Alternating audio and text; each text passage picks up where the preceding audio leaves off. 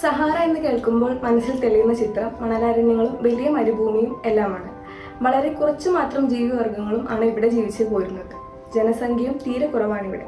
പച്ചപ്പോ ജലാംശമോ ഇല്ലാതെ ജീവന് തികച്ചും യോജ്യമല്ലാത്ത ഒരു പ്രദേശം.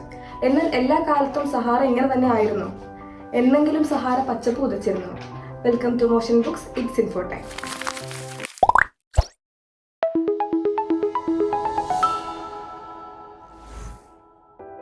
ഏകദേശം 5000 വർഷങ്ങൾക്ക് മുമ്പ് സഹാറയിൽ എത്തുകയായിരുന്നുവെങ്കിൽ ഒരുപക്ഷെ ഇങ്ങനെയൊന്നും ആയിരുന്നിരിക്കില്ല കാഴ്ചകൾ. ഒടുവിലത്തെ ഹിമയുഗം അവസാനിക്കുമ്പോൾ സഹാറ പച്ചപ്പിൽ മുങ്ങി നിരവധി ജീവജാലങ്ങളുടെ വാസസ്ഥലമായിരുന്നു എന്നാണ് മനസ്സിലാക്കാവുന്നത്.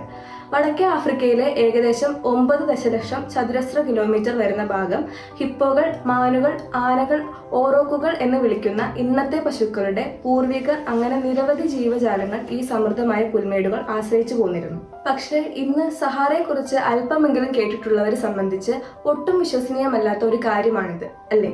എന്തുകൊണ്ടായിരിക്കും സഹാറ പൂർണ്ണമായും ഒരു മരുഭൂമി ആയത്? ഇതുമായി ബന്ധപ്പെട്ട് നിരവധി പഠനങ്ങൾ നടക്കുകയുണ്ടായി. അതിൽ നിന്നും നിരവധി കാര്യങ്ങൾ മനസ്സിലാക്കാനായി. സഹാറയിലെ കാലാവസ്ഥ വളരെ കാലമായി ഈർപ്പം, വരൾച്ച എന്നിങ്ങനെ പീരിയോഡിക് ആയ വ്യത്യാസങ്ങൾക്ക് വിധേയമാണ്. ഭൂമി സ്വയം പരിക്രമണം ചെയ്യുന്നതായി അറിയാമല്ലോ. ഇത് സാങ്കല്പിക അച്ചുതണ്ടിന്റെ അടിസ്ഥാനമാക്കിയാണ്. ഈ അച്ചുതണ്ട് അല്പം ചെരിഞ്ഞാണുള്ളത്. എന്നാൽ അച്ചുതണ്ടിന്റെ ചരിവിലെ ചെറിയ ചലനങ്ങളാണ് സഹാറയിലെ കാലാവസ്ഥാ വ്യതിയാനങ്ങൾക്ക് പ്രധാന കാരണം എന്നാണ് മനസ്സിലാവുന്നത്.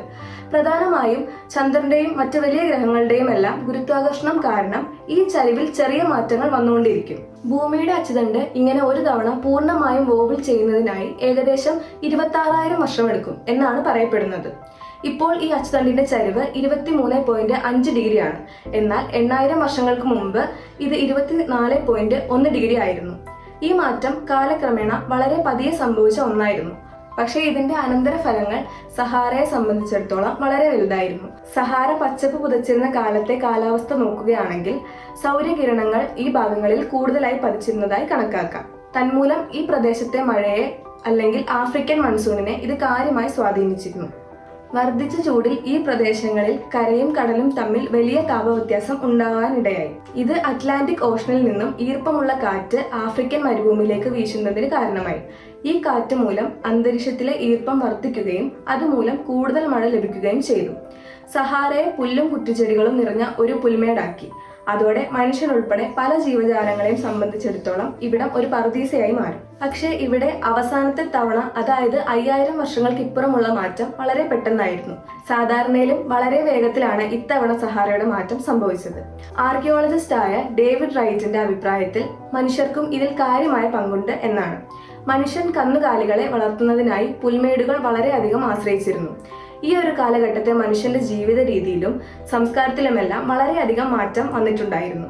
കന്നുകാലികളെ കൂട്ടമായി വളർത്തുകയും അവ പുൽമേടുകളെ വളരെ വേഗത്തിൽ തിന്നു തീർക്കുകയും ചെയ്തത് മൂലം അന്തരീക്ഷത്തിലെ ഈർപ്പത്തിൽ കുറവുണ്ടായി.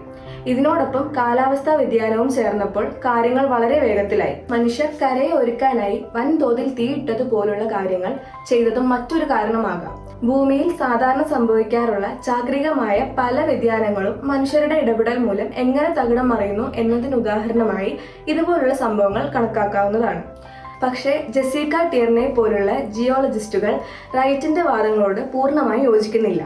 കൂടുതൽ പഠനങ്ങൾ ഇക്കാര്യത്തിൽ ആവശ്യമാണ് എന്നാണ് അവർ അഭിപ്രായപ്പെടുന്നത്.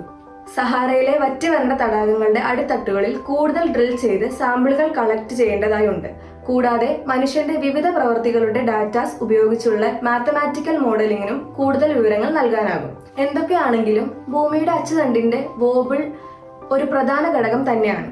ഇതിനു മുൻപ് മനുഷ്യർ ഉള്ളതിനു മുൻപ് തന്നെ ഇത്തരം മാറ്റങ്ങൾ ഭൂമിയിൽ സംഭവിച്ചിട്ടുണ്ട്. 5000 വർഷങ്ങൾക്കിപ്പുറം ആക്സിസിന്റെ ചരിവിൽ വന്ന മാറ്റം സഹാറയിൽ ലഭിക്കുന്ന സോളാർ റേഡിയേഷനിൽ ഏകദേശം 7% കുറവ് വരുത്തിയിട്ടുണ്ട്.